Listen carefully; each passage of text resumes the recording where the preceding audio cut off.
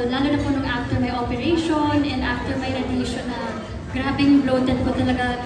Sobrang depressing nun for me, lalo na yung trabaho natin. Kailangan lagi tayong presentable, kailangan ganito yung buhit natin. Kumbaga may template palagi ng itsura ng artista. So, di mo talaga may iwasan dumaan dun sa, ano ba yung napapagod na ako? Parang lagi ko na lang pinuproblema yung weight ko.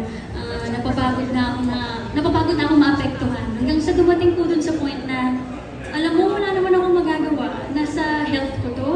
At kung papayat man ako, tataba ako ulit. Kumbaga, nasa dosage din po kasi ng gamot ko. So like, sorry po. May bagyo lang po. Pero hindi po, parang ako po kasi after ng operation ko, 1 year after the operation, parang every 2 months, 3 months po ako may blood test. So talagang papalit-palit po yung dosage ng gamot ko, yung maintenance ko. So tataba, papayat. Hanggang sa napagod na po akong maapektuhan. Na sabi ko, as long as ginagawa ko yung trabaho ko, wala nang problema doon. Kumbaga kung may magsayuhan po ng mataba ko, okay, I know. Gano'n na lang siya. Tito Joey, nabang close naman kayo, so hindi ka naman na-burn namang kayo na. Oo naman.